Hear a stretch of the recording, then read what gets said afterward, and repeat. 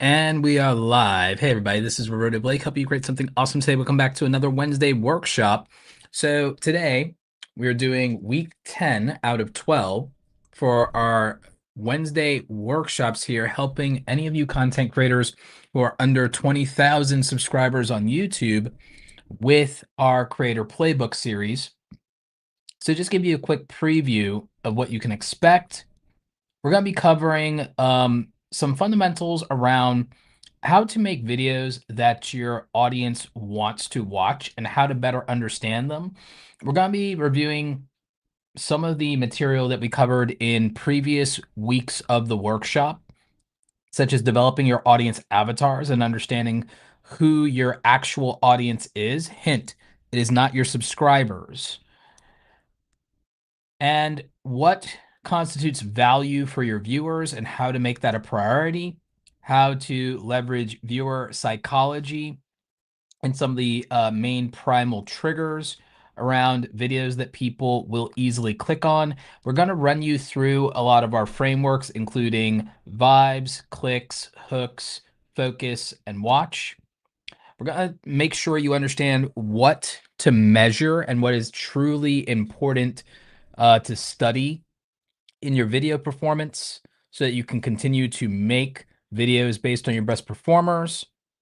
We're going to recap the concepts of high effort, high value, high quality, and high consistency content. And of course, end with reminding you to make value first content. So, this is what we're going to be covering in tonight's workshop. Just giving you a quick overview of all of that.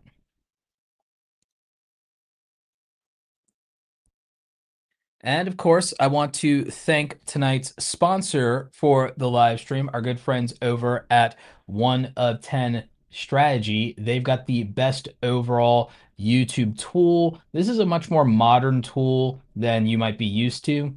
And it also has some great AI features. One of the main things I use it for is to study outlier videos across different niches of YouTube and to see what viewers actually are interested in and care about and what is getting views in real time in the last 7, 30, or 90 days. So you can make sure you check them out over at oneof10.com. If you use code AWESOME, they will give you a 30-day free trial. If you use code Roberto at checkout, they will give you 50% off. And I believe that is a lifetime 50% off, if I'm not mistaken. So make sure you're checking out our friends over at oneof10.com. Thank you again to them for sponsoring today's live stream. And thank you again to our mods for holding everything down in the chat, posting the links, and helping answer some of your questions.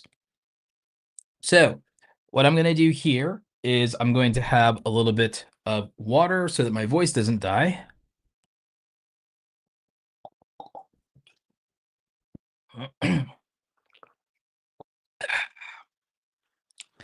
And now we're going to jump into presentation mode and get through our slides tonight.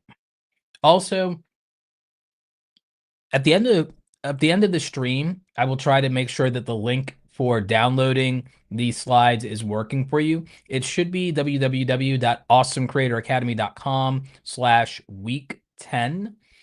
We've done URLs for the previous weeks and have those available. Also, this will be a workshop that stays up live on the YouTube channel. If you go to my YouTube channel, you go to the live tab on YouTube, you should be able to find this week's workshop and our previous week's workshops all there in our 12-week series.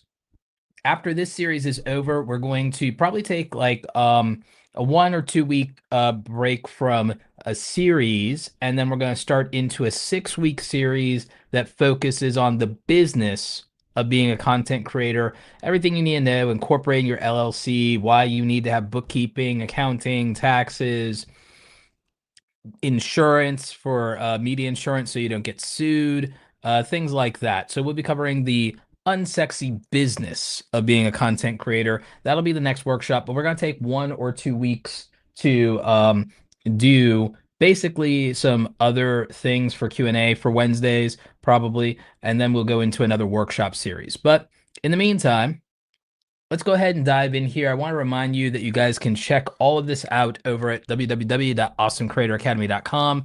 You can also download the previous week's slides over there.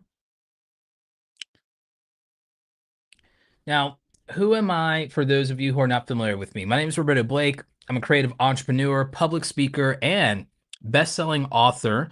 And I've been doing YouTube for a number of years. I've been doing this consistently since 2013. So I've been at this for over a decade. And I've done tremendous amounts of income as a full-time content creator.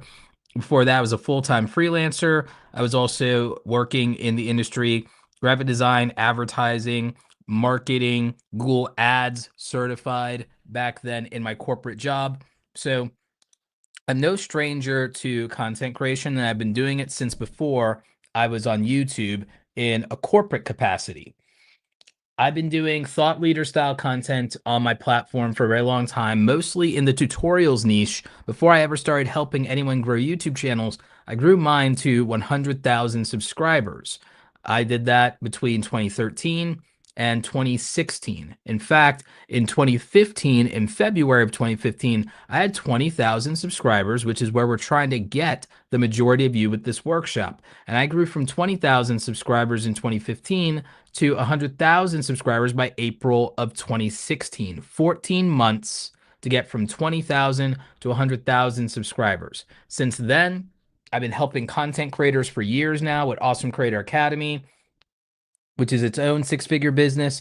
I've helped creators with their monetization, their brand deals, understand how to build their systems, how to structure the operations for their creator business, how to start hiring help for video editing, thumbnails, how to negotiate brand deals, set up affiliate links, and capitalize on opportunities like Amazon's influencer program and even Amazon live streaming when that started so they could make money from products they wanted to recommend.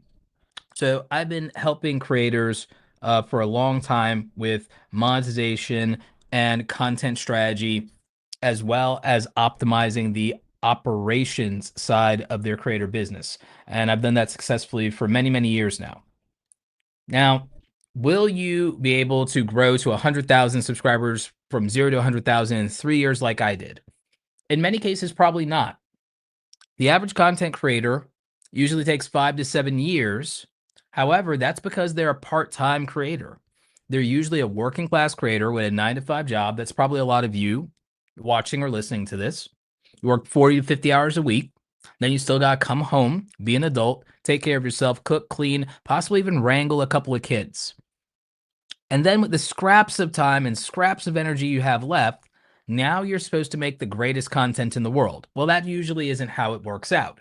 So, since most people are working class content creators and they can only do this part time, they're not able to put the effort and resources in a lot of the times to be competitive. And they're watching content and trying to keep up with the Joneses, trying to keep up with creators that have 40, 60, 80 hours a week to put into content creation, have help from thumbnail artists and editors, sometimes a team. And so that creator that only has 10 or 20 hours a week of spare energy is competing with a creator who has 40 hours a week of prime energy and can hire other people to help, sometimes putting 100 hours behind an individual piece of content and getting that content out each and every week. So if you're wondering why you might be struggling as a creator, that's the harsh reality. The harsh reality is most big content creators don't acknowledge that the gap between your content and their content isn't how good your ideas are. It's how much time both of you have to commit to the same content in the same niche, and they have a lot of it. They have their time, plus they're able to buy other people's time. Now, that doesn't mean you can't make it, and it's impossible to do this on your own as a working class content creator or a bedroom YouTuber doing this in your free time. It just means that we have to change the expectations that you might have about growth and acknowledge that a lot of the people who blow up overnight, if you're like, well, Roberto, this person grew in a year, this person grew in 6 months. The majority of content creators who blow up are not content creators over 30 from a working class background who are married with children. They're usually single, childless, not married, and under 25 years old.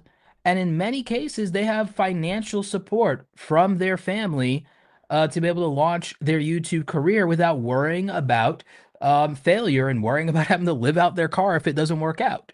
So you just have to understand that the highlight reel that you're seeing when you see big YouTubers blow up and go viral doesn't necessarily apply to you because you don't have the same circumstances as them.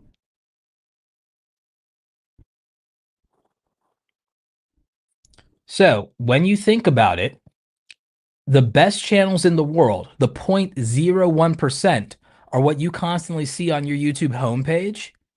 And I'm here to tell you that that is distorting your reality of how many people actually are successful at YouTube. If you look at it, the majority of content creators, 97% of content creators, don't even have 10,000 subscribers on YouTube. And where am I getting these numbers? Well, I got this from Mario Juice, who did a deep dive data report from Social Blade. I have similar data myself, and I validated and confirmed this data citing sources from with AI with Grok. I was able to confirm this. I was also able to confirm that there are actually 100 million channels worldwide on YouTube as of 2025. So, you know, truth be told, when you look at the fact that there are only 3 million channels that have over 10,000 subscribers, if you have 10,000 subscribers, you're successful. The majority of videos never even get 1,000 views on YouTube. 88%, according to 9to5google.com, 88% of videos on YouTube, long form videos, we're not even talking YouTube shorts. Um, 88% of them never get 1,000 views on YouTube. It's absurd and very rare to get 100,000 views on a video. So if you're feeling frustrated and you're feeling left behind as a small creator, the truth is you're probably doing better than you actually think. You just don't have realistic expectations for success because all you're seeing is unicorns on the YouTube homepage. Because truth be told, that's what makes YouTube their money, showing the creators who people already are watching. And so that's where the majority of views are going on YouTube. It doesn't mean you can't compete. It just means you have to change your relationship with success. And the numbers here should make it clear that you're probably not doing as badly as you think. So there are some fundamentals we've been covering the last few weeks here. And this is usually everybody's one of their favorite slides, the screenshot here. Whenever I do these workshops, these are some of the most important fundamentals of being successful on YouTube. Usually everyone's heard the 4 T's: topic, title, thumbnail, and timing. I'm the person who coined that phrase as far as the 4 T's go.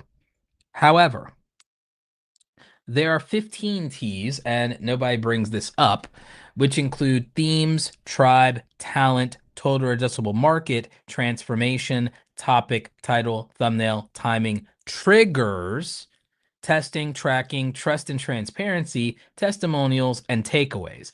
And these things are very important in terms of your foundational success as a content creator. If you can get these things right, you can be successful. Now, for a lot of you, you struggle with what content to even make in the first place. We did talk about this in earlier weeks throughout our workshop series, but it's worth repeating as many times as possible that a lot of you chase your passion, and that can be a mistake. Um, One of the things that you should be looking at is the concept of market fit, and you really should look at this through the lens of Ikigai. Ikigai comes from Japanese philosophy from the people in Okinawa around reason for being. This is going to help you find your purpose. Instead of being driven by passion, or even if you are going to be driven by passion, you should be led by purpose. If passion is going to drive you, then purpose should be leading you. But how do you find your purpose? What if you made things you were passionate about, but you weren't good at them? That's going to make things really challenging because even if you really like something and you're not good at it, you can't create value for the market. You can't create value for others. If you're really passionate and trying your heart out, but you just suck at something, there's not a way for you to create value for others. And if you suck at something, you probably aren't going to be able to monetize it very well and make any money. So, this is why I say don't just follow your passion. It's not enough. Passion is not enough because if you suck at something, you can't monetize it just because you're passionate about it if you actually suck because no value is being created. And you can't grow an audience at something you're passionate about if you just suck because you can't create value and be interesting to them if you suck at it. So we have to find something we're passionate about and good at. However, there has to be an audience for it. If we're passionate about it and we're good at it, but other people will not support it, it doesn't do us any good and we still can't make any money that way. So we have to do something we're passionate about and find a market of people that are passionate about it in the same way we are. Not just like minded people who share our interest, but like hearted people who share our values. So that's really important. Who is the audience? Who is the market? Who is your audience avatar? That is people. Who is your niche? Your niche is like minded people who share your interest, but they must also be like hearted people who share your values. A niche is not a prison, it's a community. So there has to be a community there. And then in terms of monetization, you have to be practical about this. You need a real way to make money, and you need to understand how the other people in your industry are making money from this and how they're monetizing properly. If you do something you're passionate about and you're really good at it, and the market rewards you with attention, but the market doesn't reward you with dollars, you're going to suffer and you're not going to feel validated for what you're creating, and you're going to burn out. At the same time, if you're good at something, you're passionate about it, and you make money, but you're not getting any acknowledgement for it, you're going to burn out. Same thing. If you are good at something, you can make money at it, there's an audience for it, but you're not passionate about it, you're going to burn out. So if you've been wondering, how do you avoid burnout? This is your framework.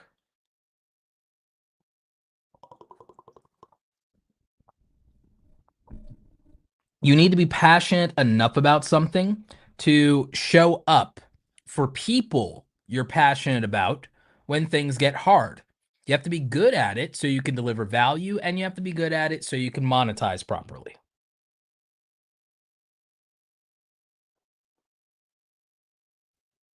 So if you want to be a full-time content creator, this is essential. This is essential to become a full-time content creator.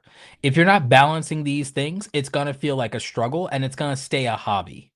And I'm being very blunt, I'm being very harsh with that, but it's just the truth. And this is where people are slacking. A lot of people don't have the skills necessary to actualize their dreams of being a full-time content creator because they're not creating enough value for the audience, not enough value for the viewer. And then they also haven't figured out how to use their skills to create compelling offers that allow monetization to be possible. So, you've heard me constantly talk about the audience avatar. Who is the audience avatar and what does that mean? You could think of this in the business world as a buying persona or a customer avatar. This is a detailed profile of the ideal member of your target audience. It represents a segment of the market that you want to serve. Who are the people that you want to serve? Who are the people who could be most interested in what you're doing and share your values? So you want to understand exactly who this audience member is, and it comes down to more than knowing, their age, sex, and location. You need to know what their preferences and priorities are, and you need to understand more about the viewer's psychology. This is extremely important for a lot of you to be able to get right. Now, something we do in the Awesome Creator Academy Pro group, that's my private membership, is we actually have something I made called the Audience Avatar Matrix. And what we did with the Audience Avatar Matrix was we came up with 25 of these personas. Oh, excuse me. We came up with 25 of these personas. You can think of it as like a personality chart or personality quiz for viewers. And I believe we came up with 30 different categories in terms of these viewers, and we came up with 25 different avatars, and we came up with about 30 different criteria that makes these people unique and helps us understand them better, their mindset, their point of view, their motivations, priorities, triggers, preferences, the life cycle fit, monetization fit, how they perceive value at a glance, what type of things hook them, what they will engage with, why they click, what turns them off. We found a lot of different unique factors that play out across these 25 different personality types for the audience avatar. So this audience avatar matrix is something our Academy Pro group members get access to, but this allowed us to really understand these key factors, and you can see how intense and in depth understanding your audience really is. The creator who understands their audience the most wins. And so I think that when a lot of you understand your audience better, what you need to make will be very clear to you, and what value they get will be very clear and abundant to them. So how do channels and how can even small channels stand out on YouTube? Usually it's a combination of high effort, high quality, high value, high consistency content that allows you to become what I call a destination channel, a channel that people come to YouTube and want to see, come to YouTube looking for the content. That's what you want. You want to be the place that someone goes for a very, very specific thing that they want to experience. And so this is what allows you usually to do that. A lot of people try to blow up their channels or get noticed doing high effort, low value content. I'll give you a primary example. Recently, I think someone tried to repeat a old Mr. Beast video by saying someone's name 100,000 times, and they were trying to get into FaZe Clan doing that. And it's no offense to the creator, but that kind of gimmick won't work anymore because creators, audiences have become more sophisticated, and doing something that's high effort but low value and low quality is not going to cut it anymore. So that's going to be something that you can't gimmick your way into going viral as easily. Now, what a lot of people need to understand is that high effort content has to have a demand in order for it to work. It's not enough to do something that's high effort and difficult. It has to make sense to the viewer. And as far as values packaging. That's topic, title, thumbnail, and timing. That's packaging. That's not quality. Quality is what happens after the click. So after that, it's your storytelling, it's your script, it's your structure, it's your style, it's also your production value, your performance on camera, and your personality. All of those things play a role in quality. And high consistency isn't just about posting frequency or posting same day, same time. Consistency is about tone, it's about branding, it's about voice, it's about bringing that same energy, it's about meeting expectations at a high level. So, those are the things that matter. And when I say high effort, I mean difficult to duplicate content. That's what high effort is. It's content that is difficult to duplicate, and I would argue that ideally we would want to know at a glance that this is also really difficult and hard to do, and that's going to be an intriguing video. So we talked about packaging and how that communicates and demonstrates value at a glance, and this is about value for the viewers. This is what I mean by making content that your audience wants to watch. What's the topic? Based on who your audience avatar is, what is a topic that they absolutely want to watch? Based on who this person is, what thumbnail is going to work for them? Based on who this person is, a Mr. Beast thumbnail doesn't do it. Based on who this person is, just throwing out drama and slop content won't attract them. Depending on who this person is, they may not care if a title is long or short as long as the title is something they identify with. So again, understanding who that viewer is, understanding that audience avatar, picking the topic is important. Is it interesting to them? And is it relevant to them right now? Is it a video they can make a priority? That's why timing matters. Can they make this a priority? How is that being communicated? I would argue topic selection and thumbnail play a big role in whether something is a priority. One way you can communicate that also is with the title. And again, the title and thumbnail combination drive our attention, and the topic and title determine our interest. So, this intersectionality and helping us understand what value is very important. And I think that this particular graphic just demonstrates it and lays it all out there unapologetically. This is how you understand what value is to your viewer from their perspective. Now, something we can do that makes it easier to click on a video is use psychological triggers. Now, this is by no means the limit of psychological triggers that exist because we talked about topic, title, thumbnail, timing. Well, what about triggers? We can use triggers, and these are the 5 C's of clickbait, as I call them. These are what I call the 5 C's of clickbait because these 5 primal triggers seem to be present in over 1,000 videos that I researched that have 10 million views or more based on their title format, topic selection, and themes. At some point, I'll be releasing a smaller version of that case study, around 100 videos instead of 1,000. Our pro group members will get the completed 1,000 video case study when I'm done filling out the chart for it. But we'll do a small version that we'll make public that might be 50 or 100 videos to just show our findings. I'm also charting like how many words they used in the title, how many characters they used in the title, what the reading level was for the titles, etc., etc. But this is powerful. Curiosity is the obvious one that everyone looks for. Conspiracy is one we've been seeing a little bit more of lately with exposed videos. A good example of this is CoffeeZilla's videos.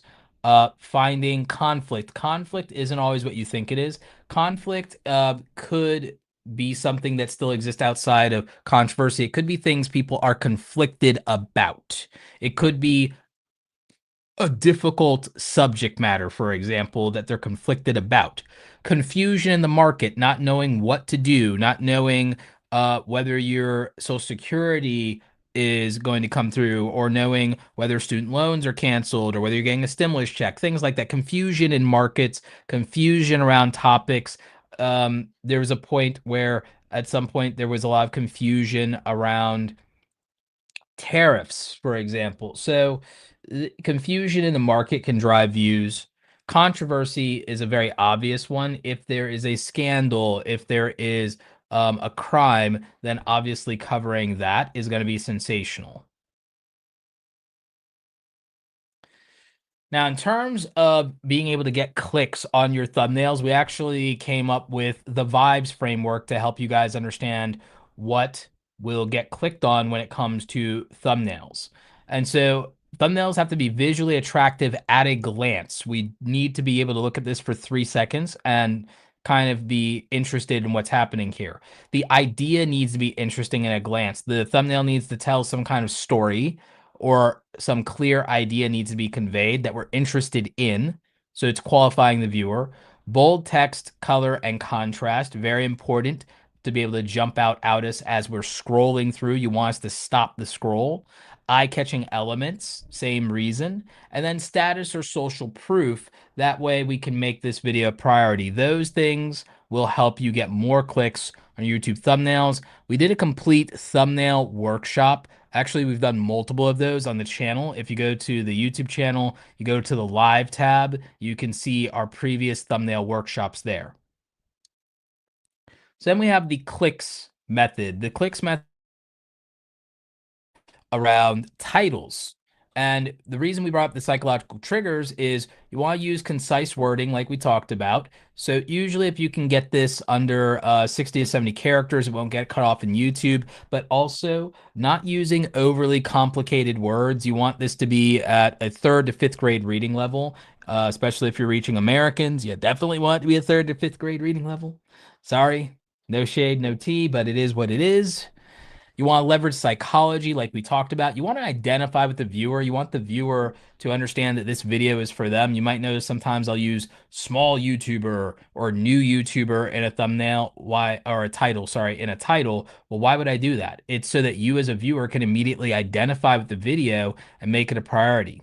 You want to compel emotions. You don't want people to be indifferent to your videos. I tell people that if it comes down to it, write the most polarizing title you possibly can without lying. If you can do that, then there's a higher probability of clicks. You don't want um, neutral titles. Keyword triggers. Keyword triggers are not about SEO. Keyword triggers are about words your audience immediately recognizes and feels strongly about and are specific and unique to them. You want to do that. So if there's a word in your industry that immediately is recognizable and makes it a priority for somebody, you want to go with that.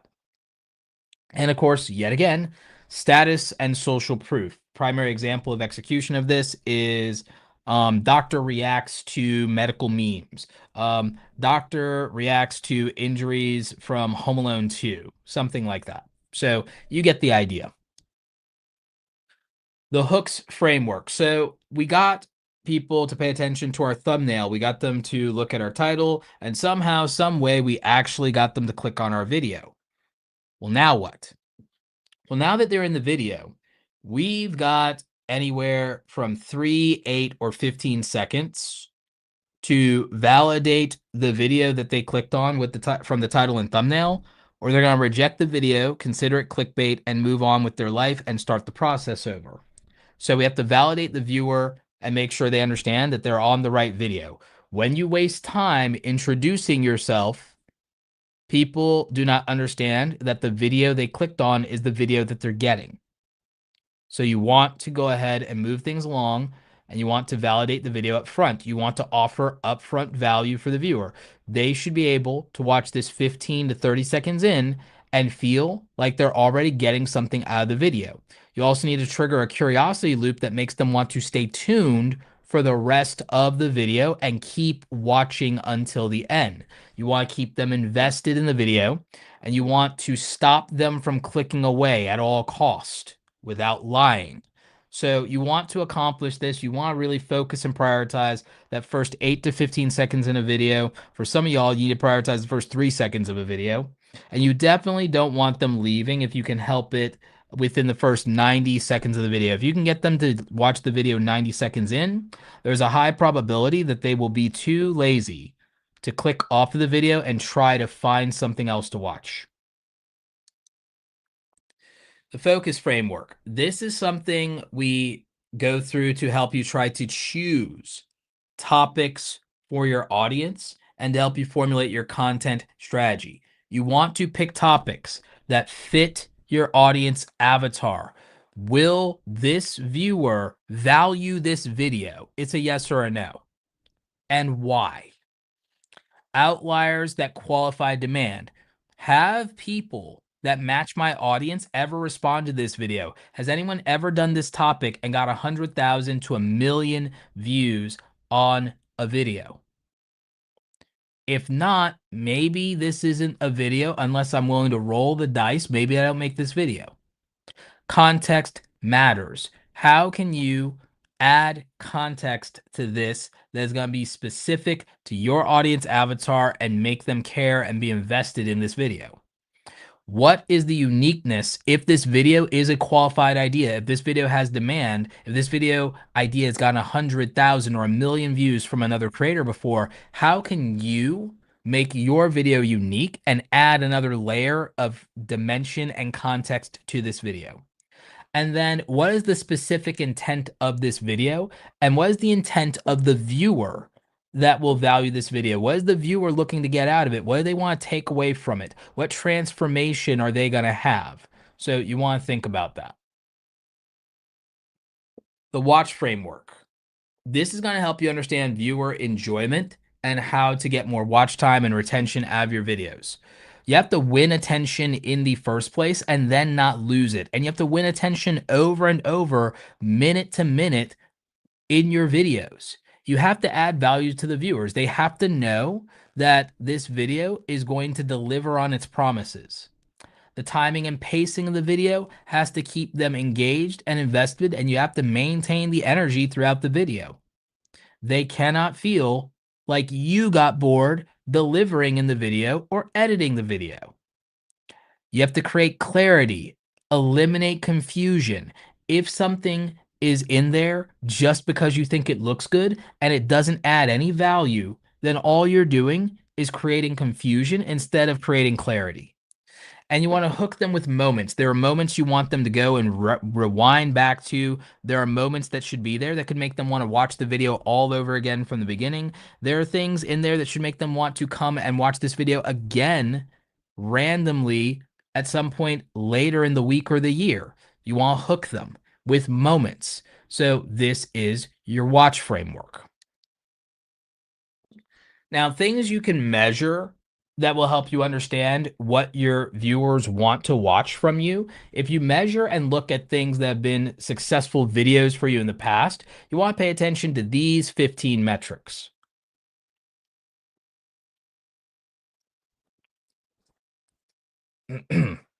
These are probably, as far as I'm concerned, the 15 metrics that matter most in YouTube.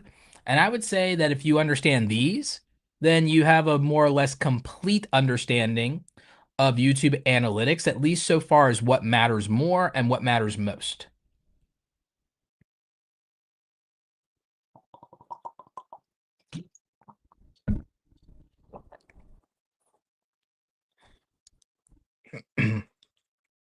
We talked about high effort content. When your content is too good to ignore and too hard for 90% of the people in the market to duplicate, that is extreme. That's the extreme of high effort content.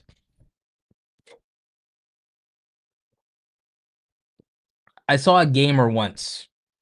I think his name was Onion Butter.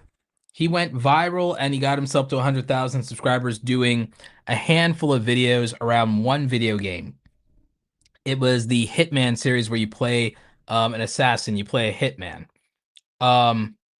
And one of the things that I think is interesting about what he did was he did this one video that really blew up, and it was a video that was like, I beat Hitman 3 without killing anyone. And that's a high effort feat in the game because the entire point of the game is to be an assassin. So how'd you beat the game without this game based around being an assassin without killing anyone? So that was a high effort video. Obviously, other examples of high effort videos are obviously, we don't need to use the example of Mr. Beast, but in general, anything that requires a supreme amount of commitment, a supreme amount of skill to pull off, very challenging. I coached a gaming creator who plays Brawl Stars. He did a challenge where he got a 1,000 trophies in 24 hours, which is very difficult to do in that game. So it's about accomplishing feats that your competitors cannot.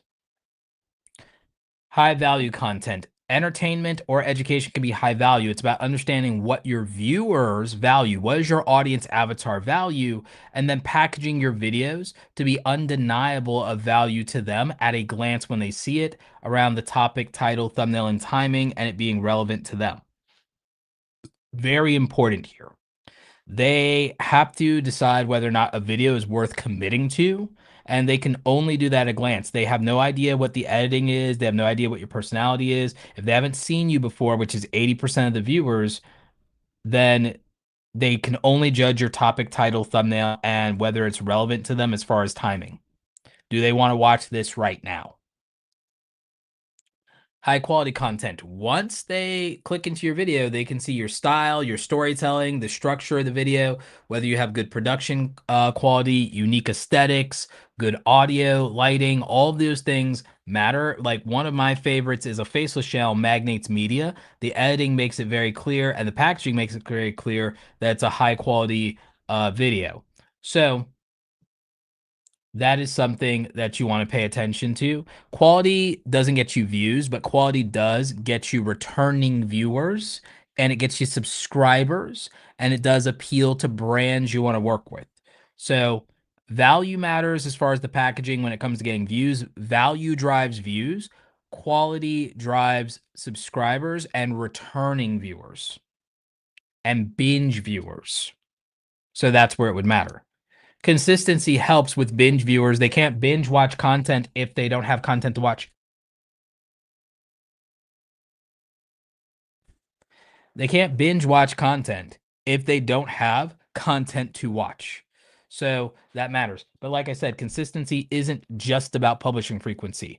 It's about tone. It's about brand consistency. It's about messaging. It's about visuals. It's about all of those things. It's about bringing the same energy. And of course, you want to make value first content, clear messaging for the viewer, attention grabbing packaging, interesting idea at a glance, validate the viewer in under 15 seconds, and creates viewer enjoyment early on and throughout the video. So that's it for this presentation. We're going to go to the Q&A, and we're probably going to keep this one shorter tonight. Remember, you can get the slides at www.awesomecreatoracademy.com/week10. And if you want to join the Awesome Creator Academy Pro group, we do meetings every Tuesday and Thursday evening, 6 p.m. Eastern Standard Time. You can join the Awesome Creator Academy Pro group. You also get access to our over 100 hours of exclusive training, video material, and access to all of our digital products, swipe files, matrices, resources, and digital downloads and frameworks. We're going to move to the Q&A section here, but make sure you check out awesomecreatoracademy.com/join if you want to learn more about the pro group or the VIP program, or if you're not quite ready for that, you can check out Academy Basic. You won't get access to the private group and to the meetings if you do Academy Basic, but you will get access to all of our materials and all of our products, our digital download products, for as long as you're a member, or if you join with an annual membership, you get that as long as you renew every year. If you are not ready for any of that at all, we do have our free Creator Foundations course. Our mods will link to that in the description for you. And that is a completely free course. It is $0, but it is a pay what you want, pay what you can course. So if you'd like to donate, the standard donation is usually $5, $10, or $15. We've had some very generous people donate a lot more than that for the free Creator Foundations course. So you can make sure you check that out. It also includes a 90-minute monetization masterclass based on a live experience that I did for people in a event at New York. That event company no longer exists. So we took the video and we gave the free workshop that I did in person. Well, it wasn't free then, it was paid for those people. But we took the workshop that I did in person and we added it to the free Creator Foundations course for all of you. So you can check that out. It has a lot of great stuff, including information about brand deals, as well as leveraging affiliate opportunities like the Amazon Influencer Program. So we have that for you. We also have the Creator Foundation's Discord server. You guys can use that as your public study hall. It is not a place where you can pick Roberto's brain for free. We give my brain power to my content and to the members in the Academy Pro group and our VIP members. So the Creator Foundation's Discord is an open community. Our moderators make sure that it's active. We see a lot of people participating there and sharing information and resources. It's not the Roberto Blake fan club. It is a place for you guys as content creators if you're looking for some support, some encouragement, or some accountability partners, and you can use that. So make sure you check that out. And again, thank you to our wonderful sponsor for tonight's workshop, oneof10.com. If you make sure you check them out, they got a free trial for you if you use code AWESOME at checkout. You get a 30-day free trial. You don't have to buy it. You can see for yourself if you think it'll help you and if it makes any difference and how you're approaching your title and thumbnail strategy and how you're positioning your topics. You can see if it works for you. If it does, great. If it doesn't, you don't have to buy it. You got a free trial. No harm, no foul there. But if you want a 50% off discount code, use code Roberto at checkout and they'll give you 50% off. So make sure you check it out, oneof10.com. Thank you again to them for sponsoring tonight's workshop. So without further ado, let's go ahead and move to our questions. We've got the mods holding that down. We've actually got a super chat from our friend, the Salon Guy. So the salon guy says, "Hey Roberto, you told me be different, not better, and I'm thinking of going back to my roots of making celebrity hair tutorials. No one is doing that currently. Would that help revive my channel?" Here's my thoughts.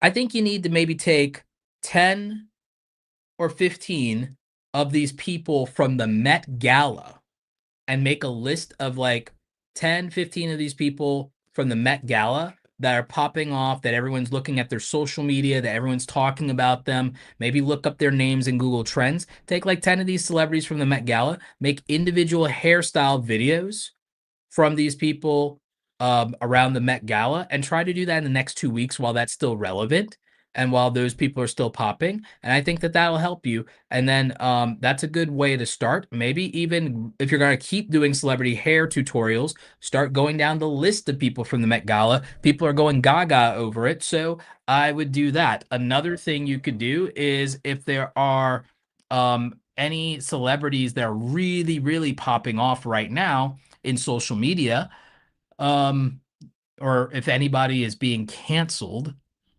do their hairstyle, and because at least people are talking about them and know who they are and might click. So that would be my advice there. So that's how we take advantage of that.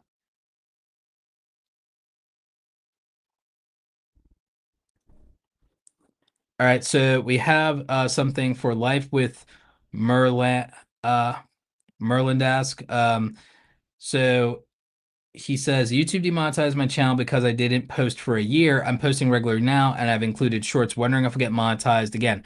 That happens. I had a coaching client who, because of regulations in Canada, he couldn't post to his YouTube channel for a year because he was doing a finance channel and there was regulations in Canada that are much stricter than they are here in America. So he had to reorganize and reshuffle things and sell his business, sell his company. And he sold his company and said, I want to be a YouTuber and I want to talk about finance. So he took a year off. He got kicked out of the partner program because of that. He got demonetized. He had to sell his company. And when he was done selling his company, he came back to YouTube. He started posting again. Not only did he get back into the partner program, he was able to revive his channel after a year of not posting. So it is possible. Another example of reviving a channel after not posting is my Roberto Blake Highlights channel had been dead for like 2 years. And I started that up again with some shorts and it's getting views. Um,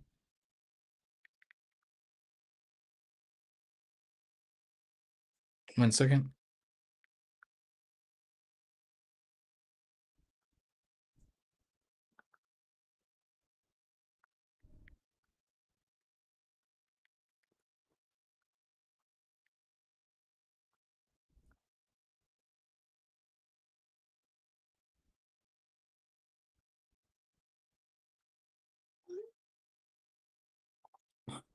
So yeah, so that would be my thoughts there. Um, for a lot of you, the key here is that if you take 6 months or more off from YouTube, you do lose the partner program and you have to reapply. They don't let inactive channels stay in the YouTube partner program.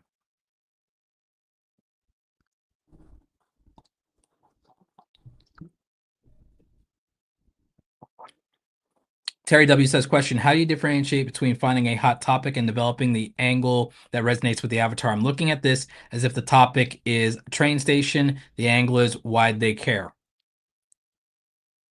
So if you have an avatar and your avatar is a career driven, ambitious person, and you have them, they're older, they're in their 40s, 50s, they're in the peak of their career. Why would they care about a train station? They would only, in my point of view, care about the train station if somebody like them is the victim of a crime, unfortunately, at the train station, or if there is something that is going to stop them from having a long commute, like they're building a hyperrail. So I don't know enough about your avatar, and just saying if the topic is train station, that's not like really a topic for me. Is train station? It's like that's not a topic. That's like I need more detail than that. But the key is what does this person care about? What matters to them more? What matters to them most? I'll give you a primary example. Who am I as an audience avatar? I'm an ambitious, hardworking person in my 40s. I care about generating and accumulating wealth and building my retirement accounts. I am a homeowner, so I care about, things that homeowners would care about. High income, I'm affluent, I'm in the top 10% of earners in the country. So you'd have to say, okay, well, where does Roberto value? Roberto values things that are in general, he values things that focus around career, money, creativity. He has a couple of hobbies over here.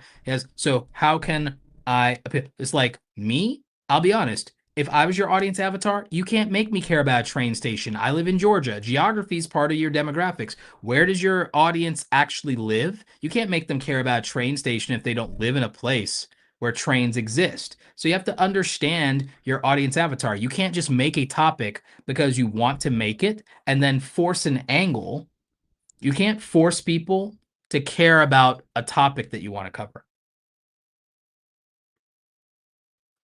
So you can't force, and that's what a lot of people are doing wrong. What a lot of you do wrong is you think about, I want to make a video about this, and then you want to try and force a way into making your viewers care about it. And that's where you're going wrong. You need to start and prioritize what your audience cares about and who they are, and then pick something that matters to them to talk about. But a lot of you can't do that and can't make value first, audience first driven content because you're more focused on what you're interested in. Whereas I would say you should start with what they care about. So I would make audience first content. That would be my thesis. Like one of the things I did was, um, yeah, and I know you don't make train station content, Terry. It's just an example. But the thing that I look at is what is something that I know you guys care about. So if I'm going to make stuff for the working class content creator, I can give you 5 videos I make for a working class content creator right now. How to make consistent YouTube videos, even if you have a 9 to 5 job. That's a click for almost everybody here in the chat. Everybody here in the chat, if I make a video called how to make consistent content on YouTube, even if you have a 9 to 5 job, are you clicking on that video? Yes or no? Are you clicking on that video? Yes or no? Let me know in the chat.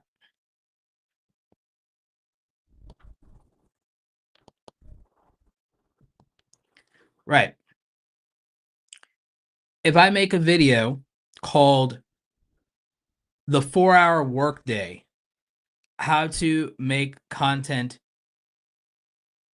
even with a full-time job, you're probably clicking on that video.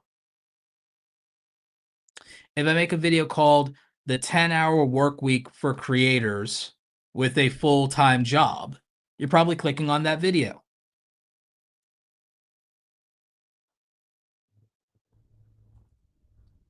So if I make a video and like Katie's saying, I would um but also be cautious of the info only because I have more than a 9 to 5 job for me that slows me. So again, but that's why I would still make a different video that covers most of the same material and package that another video, that third video as the 10-hour work week for creators with full-time jobs.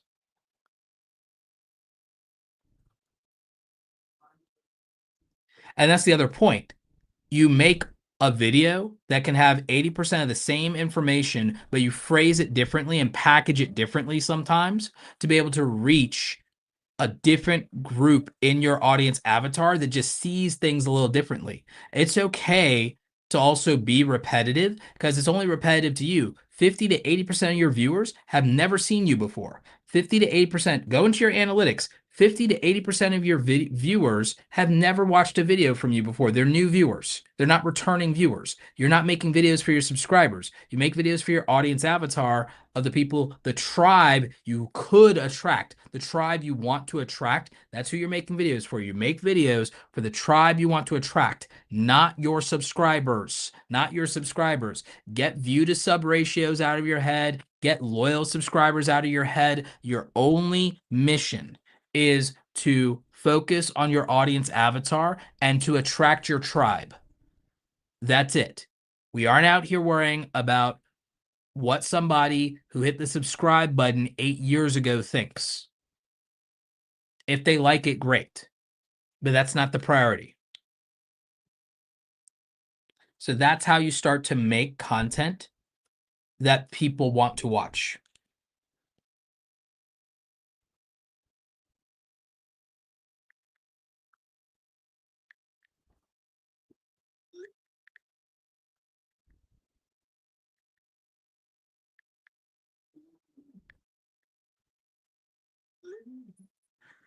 So that's something that I want more of you to focus on. Diamond Hunter Enterprise says probably shouldn't check notify subs. If you're making something that you're experimenting with that you don't feel your audience avatar is fully aligned to, or that doesn't fit expectations you've set in the past, then you could check, take away the check for notifying subs. If you know that this video doesn't fit with the expectations you've set for people, then sure.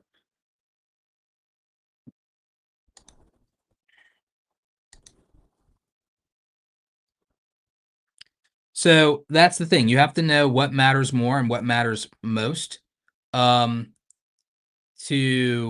the people that your ideal tribe consists of. You're the ideal tribe of people you want to attract and build with and have in your community. You have to know what matters more and what matters most to them. What will they make a priority? What preferences do they have? What prejudice or biases do they have that keep them from clicking on something? What are their icks? You got to know. You have to know what turns them on, turns them off. And you got to know what to avoid and what to absolutely double down on.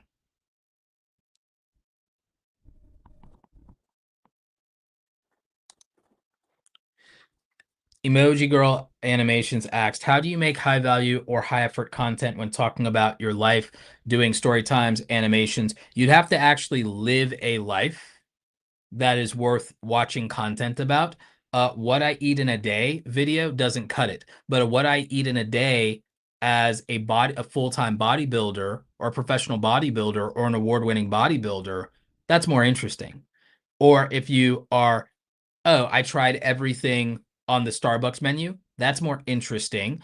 Oh, I lived on a boat for 72 hours. That's more interesting. I lived in a treehouse for a week. That's interesting. If you're not living a day-to-day life that is more interesting than the person watching the video, like I can't watch someone's vlog if I don't think their life is more interesting than mine. I'm not going to watch someone's life or lifestyle content or storytime content if I can't look at a title and thumbnail and believe with all my heart that your life is more interesting than mine.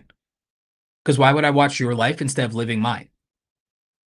So if you want people, I'm telling all of you this, if you want to be a vlogger, you want to be a lifestyle creator, you better bloody well make sure that your life is more interesting than the viewers. Because there's no reason to click on that video otherwise. None. Because they could be out there living their best life instead of watching you live a life not as good as theirs. Your life better be more interesting and better be better than theirs. Because there's not really much point in them watching otherwise. And that might sound harsh, but I'm just telling you the truth. I'm just telling you the truth. The only reason that Casey Neistat's vlogs were successful is because we understood that his life was more interesting than ours. Like Casey's a great storyteller, great cinematographer, great creator. But think about it. His life is more interesting to watch than ours is.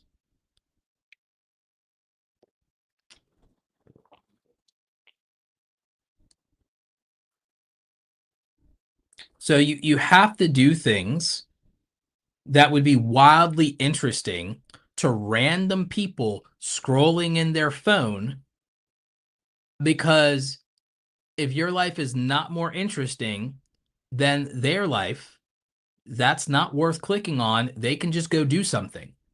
They could just go do things,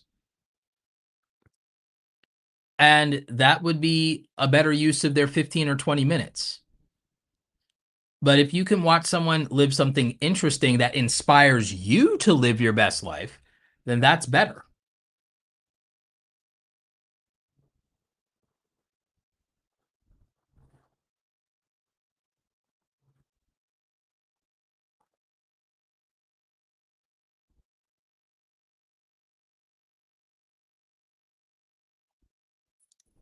Yep, no problem.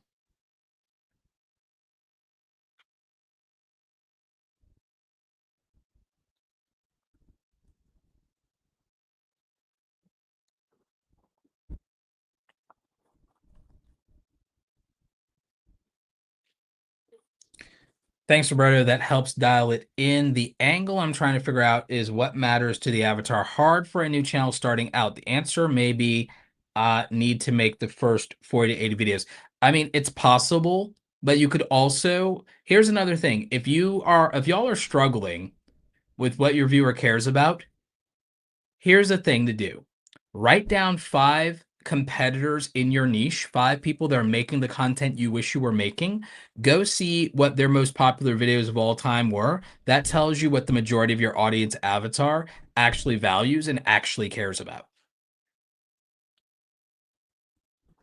That's one way to do it. Go find 5 of your competitors. Go write down the 10 most popular videos each of them has ever made of all time. Put those things into a spreadsheet. That'll give you 50 videos right there. And from there, you should be able to understand what your audience avatar cares about.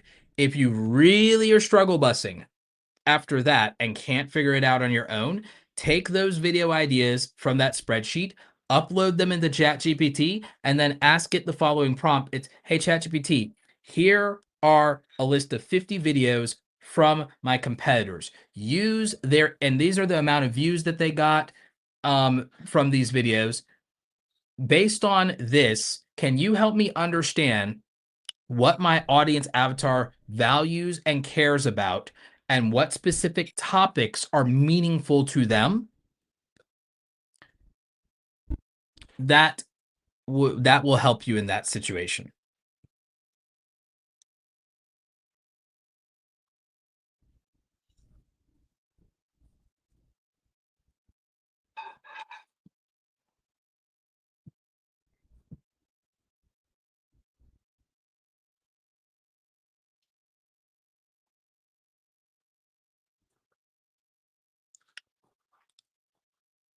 I'm not seeing a question in this long post.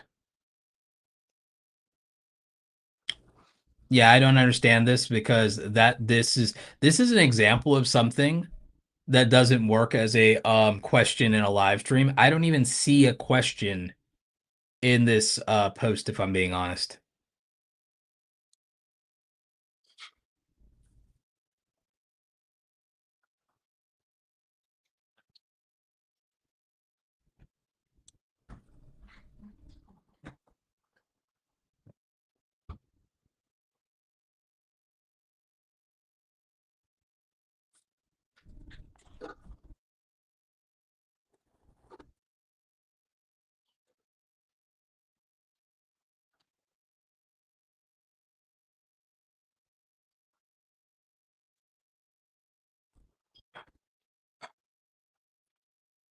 And let's check the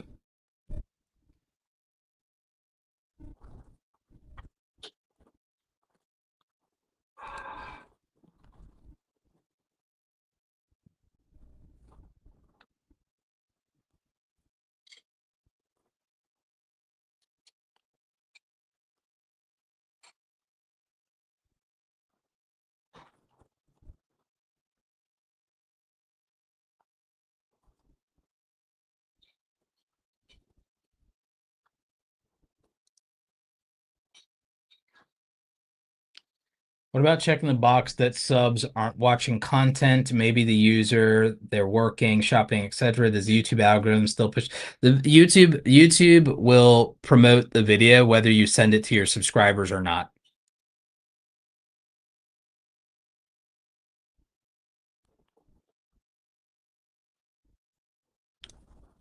Roberto, what time frame does the purple graph show up as a small channel content creator? If you're looking about the one for when to post, I think it needs at least 30 videos. I think it needs at least 30 videos. No, the why so quiet was I was trying to read the form that has the questions. Just trying to read the form. So as far as and we answered the question from 105 already too.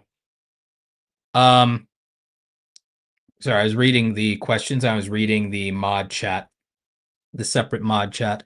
So the the chart that shows the best times, or rather not the best times to upload, the chart that shows when your viewers are on YouTube usually takes maybe 30 to 50 videos to show up.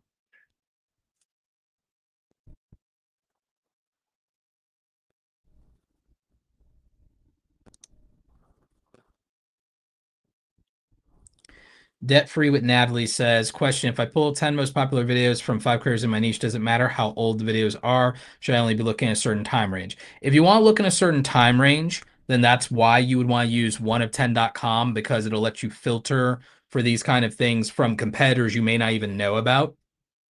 And you can see what's relevant in the last 7, 30, or 90 days, or 1 year, or what have you. I think all the way back as far as even 2 years. So the thing you could do is you could do that if you care about how recent it is. I would argue that for at least understanding the psychology of your broader overall tribe, it may not matter how recent those are. If all your goal is wanting to understand what your audience values in general, in a general way, and you don't already know that, and you don't understand your audience avatar, then this is what would help you. I'd also recommend that if you haven't already, that you check out our $9 Chat GPT creator prompts. The mods will put a link to that in the chat. This has over 200 prompts for content creators that work with ChatGPT, and it can help you with developing some of these things and understanding your audience better. And it can help you if you're struggling for topics and ideas and everything like that. That could probably help you. So we've linked to that in the chat as well. Living in Overhead, David Matney, thank you for the $5 super chat. Roberto, how important is short form content? I currently do not do any short form content. Am I making a massive mistake? It's not that you're making a massive mistake, it's just that it's a missed opportunity. Right now, we're refining my short form strategy on Instagram, and that's been working. We've been clipping stuff from my live streams and my interviews on Opus Clip. So we've been doing that, and it's been helping out a lot to do that. I'm looking at it right now. So over on my Instagram, if you went to my Instagram and you checked out my Reels tab, by the way, guys, if you're not following me on Instagram, follow me over there. Daily Instagram stories coming soon to keep you all motivated and keep you all informed. But yeah, we've been posting daily reels over there. I have clips from like my interviews with Jay Klaus and Justin Moore and iJustine and others, Pat Flynn, all kinds of folks. And so the last one we posted did almost 3,000 views already on Instagram Reels, so not doing bad. We even posted them to my highlights channel, my YouTube highlights channel, and that has been reviving a channel that's been dead for 2 years that I did as an experiment to prove that the algorithm doesn't hate new and small creators.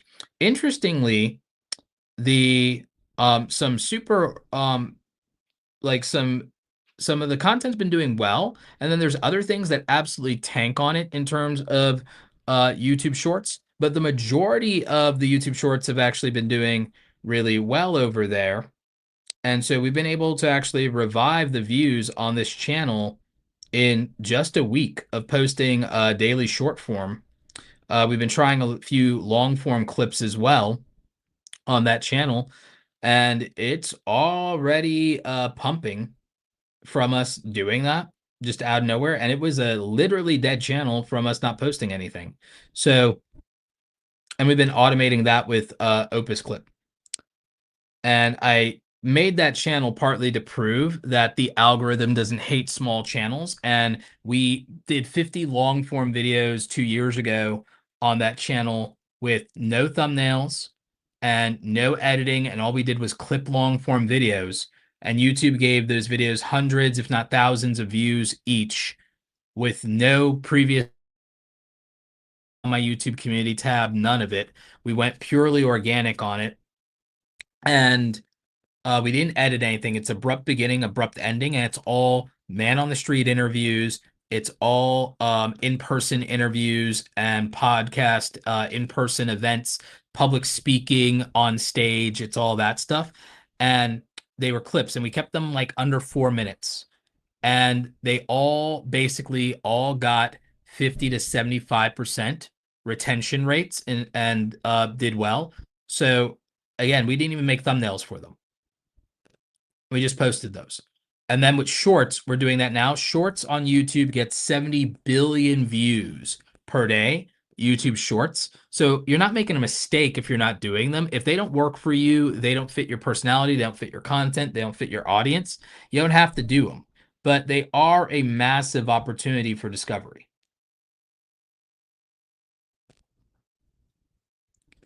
Yeah, so confirmation that the time chart comes up around 30 to 50 videos. Um, So yeah, so we got confirmation of that from another creator.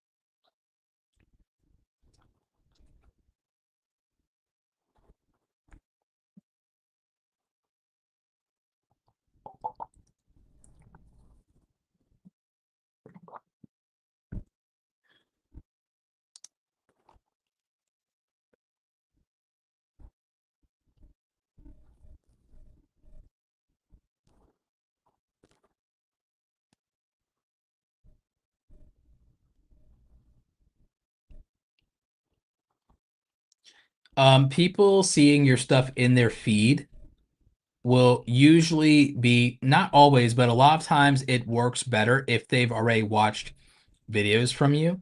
So that's why we want to create bingeable content, honestly. We want to create bingeable content because it creates the opportunity to have those repeat and returning viewers.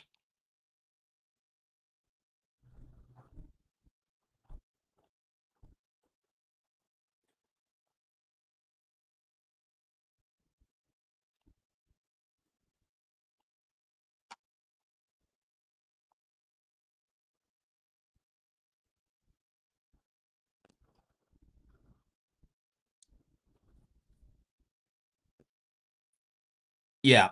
Shorts can get you more reach, more views, potential subscribers. Videos do build the relationship with the audience, and so do live streams. Live streams technically could have the most monetization potential. They have the most revenue potential, but I would argue that shorts have the most reach potential and that live streams have the most revenue potential.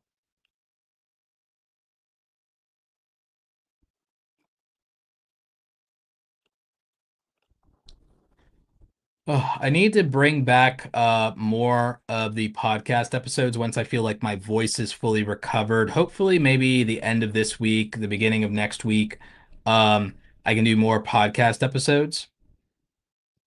I have one or two interviews I need to finish editing for the podcast.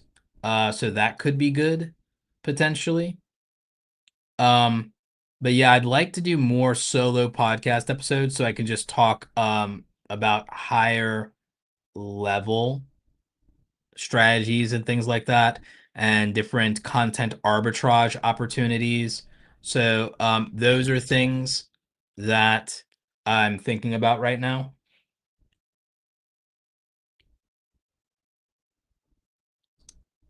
So long guy says question, what's the sweet spot for video length to max out ads? No, it starts at 8 minutes before you can even put mid rolls in. I mean, for maxing out ads, it's honestly like 1 to 2 hour content. It's 1 to 2 hour content. It's live streams like this. It's live streams like this that max out ad potential, to be honest with you.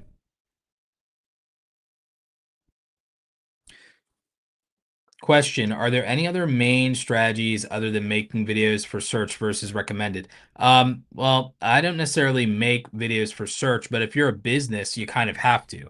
If you're a business, you have to make videos for search, but recommended, what we're talking about is really the homepage. I mean, the general idea is to some degree, you'd want to make videos that are searchable, videos that are shareable, videos that are searchable, videos that are shareable. You want to have a schedule that people could rely on. That would be helpful.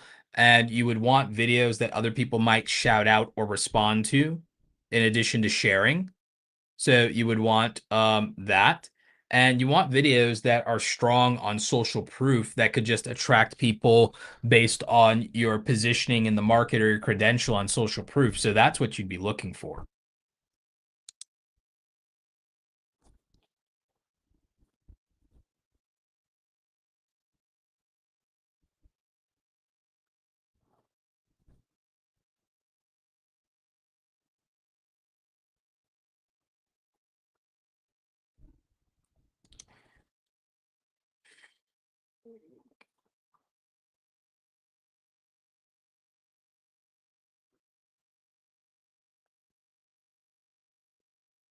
The main thing you wanna do is you wanna like I said, you wanna know your audience avatar, because again, it's not about, oh, search or home or this or that as much as it is about knowing what these person's preferences are, what their biases and prejudices are, what their problems that need solving are, and what their priorities are. If you know that, you're gonna be fine. You're gonna have to guess this a lot less if you know those things. The more you know about somebody, think about it like this. If you guys have ever dated someone or you've been married, do you really have to guess what kind of gifts your significant other actually likes? Probably not, because you know them so well that you can anticipate what it is you need to buy them for that birthday or that anniversary, right? Hopefully, we're right. We don't want to see y'all out here getting divorced. Hopefully, we're right about that. Hopefully, you know better. You know better, right? You know what to get them. You know what they will respond to, right? You need to think that way about developing these audience avatar personas is you should not be guessing. You should not have to guess. You should know better. You should know what these people want. So if you don't know them that well, you need to get to know them that well. Because again, if you're in a relationship, you better not be guessing and hoping and praying that you got the right gift. So that's the thing here, right? If you have children, you should know them enough to know what their interests are, to know what their icks are, to know what phase they're going through, and know whether they're still into trains or Star Wars or comic books or Pokemon or Sailor Moon or My Little Pony. You should know. You should know your kid and you should know that. So, guess what? When you're making content for an audience, you should know that. You should know them that well. You should understand what phase they're going through, what they're in, what makes sense to them, what's on their mind, what they would have read this week. You should know. You shouldn't have to be agonizing over what your content strategy is because you should know your audience that well. And if you don't, that's what you need to fix. You don't need a new strategy. You need to understand your audience. You don't need a new gimmick. You don't need a new topic. You need to understand your audience better because you have no business guessing.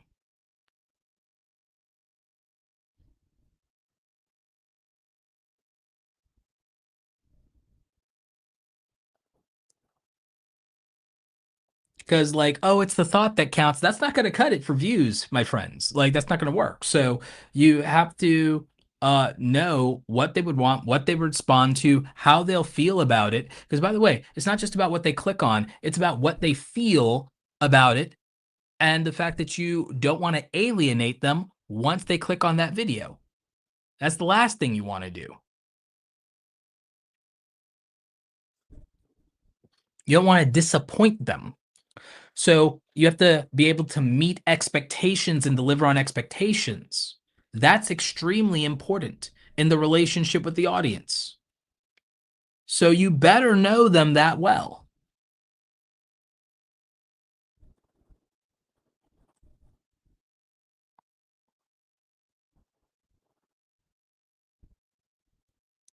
Indeed.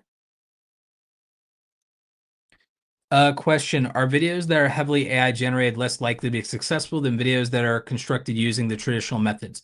It's not an either or, and people's appetites and taste are based on who that audience avatar is.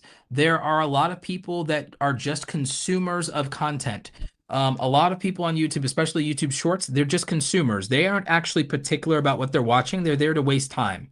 You'd be surprised. That might be 80% of people on YouTube. 80% on people on YouTube, they're not necessarily the vocal audience that comments or engages with stuff. They just consume, consume, consume. They watch and they leave. That's it. They're not in the comment section. They're not out here buying merch. They're not doing any of that. They just consume content and keep it quietly moving. That's majority of the people on YouTube. There is no evidence that people have swung one way or the other to AI or human-centric content, and they might have different appetites for different things. I'll give you a prime example. Things that people might think are AI slop, like if I'm just trying to go to sleep at night and I want to listen to a story or something about history, it can be an AI video. It can be an AI video designed to help me go to sleep at night because the value proposition is I don't necessarily need human-centric content. I just need that thing to be white noise so that I can sleep at night because I haven't wound down yet after a stream. So I'm not preferencing watching a human being at 11:30 in the evening. I just need a piece of content that's going to help me get to sleep sooner. So you have to understand viewer intent and that preferences can be fluid instead of fixed depending on what time of day it is, what the conditions are, where they're watching, what device they're on, what the like, I mean, if someone's going to sleep or they're in the John, it may not matter that they're watching human-centric content. They can throw on some AI slop for that. So there's that aspect of it. And children will click on AI content. They don't care. They're not particular about their consumption. They just want to consume something. So you have to understand what the audience's appetite is and then what they have a taste for with regard to different circumstances. Javon says, question, seems like politics is blowing up on YouTube. You think new channel has a chance in that niche? Yeah, there all kinds of new channels are blowing up, getting into politics and commentary. That's going to be a packaging and point of view and personality thing. It's still a very good opportunity right now. And there are still a lot of ways to get into it. There's still a lot of different angles for it.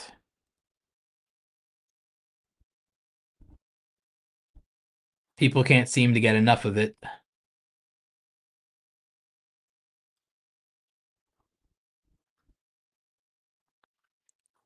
Is there room in the news and political commentary space for food policy like the what's happening with RFK? Oh yeah, the Maha Make America Healthy Again thing can be a whole subgenre. I still think there's content arbitrage in terms of finding underserved markets, un underserved, unexploited gaps of attention.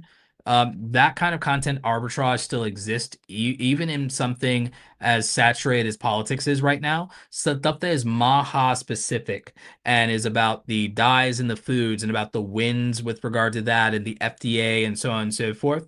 That one and going up against big food, big ag, and big pharma, that angle, there's room for daily political commentary in that realm. Absolutely. Very strong female demographic there of mothers and homemakers and wives and such and so on and so forth. A lot of working moms. Like Make America Healthy Again, it's its own category of politics that reaches across political divides. You have a lot of people on board with that particular movement, and they're eating good right now, pun intended, in terms of wins and stuff like that. I see it pop up on my feed all the time because you guys know how much I am a health nut out here with me drinking my water from my emotional support water bottle with all my magnesium and my lemon juice for making it alkaline. So as a health nut, I see this stuff all the time in my feed. And again, it has a lot of traction, it has a lot of support. So yeah, you absolutely future of food with Chef Kelly. Chef Kelly, you could easily carve out a space in that and do very well, in my opinion. And there's plenty of a desire for that conversation. There's been a desire for that conversation for many, many years, which is why I think it's so popular and why RFK is so popular right now.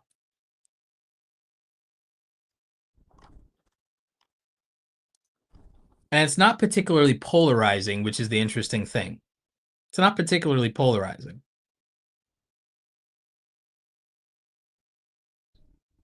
See, there you go. Even Katie wants to check out your channel.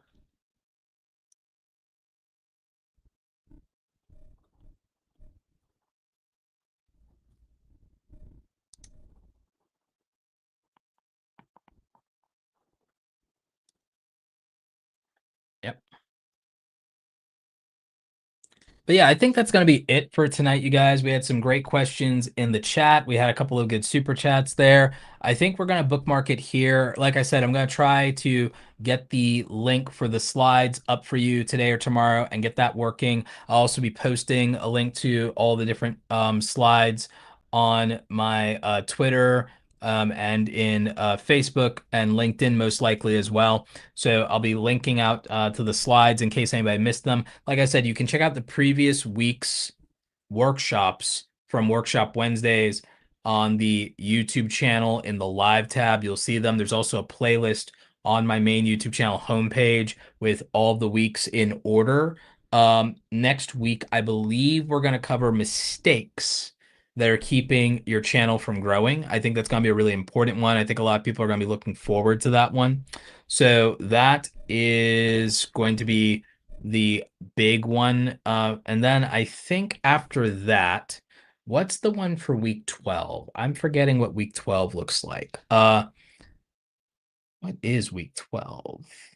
Hmm. Let's see here. Week 12 is going to be content strategies for creators under 20,000 subscribers. That's it. So you won't want to miss that. So that's the week after next. So yeah, next week is the mistakes every content creator still makes. And then week 12 is going to be content strategy for creators under 20,000. So, yep. So that's going to pretty much be it.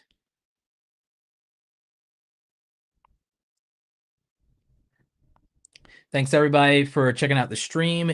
Don't forget that you can join the Awesome Creator Academy Pro group at www.awesomecreatoracademy.com/join. When we exit the stream tonight, you're going to see some information about that as our closing outro. So you're going to learn more about the Academy Pro group and what I have to offer. Really enjoyed having you guys tonight. Stay safe out there, stay awesome, and we will catch you next time. Take care.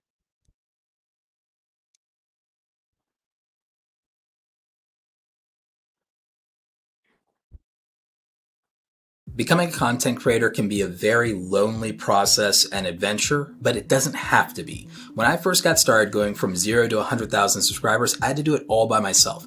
I didn't have a community of like-minded and like-hearted creators to talk to or to ask for advice, and I certainly didn't have a mentor to guide me along the way. I built the Awesome Creator Academy Pro group because when I was getting started, what would have meant the world to me is not to have to struggle alone when it comes to being a full-time content creator.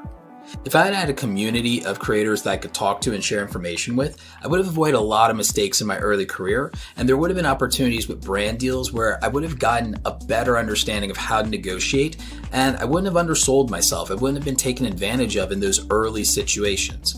So in the Awesome Creator Academy Pro group, myself and our co-instructor Andy Rivera, we meet twice a week for office hours with our creators, and we share information, we talk about how we're building our creator businesses, and we offer constructive criticism and critique on the things that we're working on for our projects. You'll be part of a community of usually around 100 like-minded creators who are taking this seriously just like you are. You'll also have all access as a pro group member to all of our past, present, and future courses, training, templates, digital downloads, and swipe files. You have full access to our creator blueprints where you'll see our systems and the frameworks that we use to execute.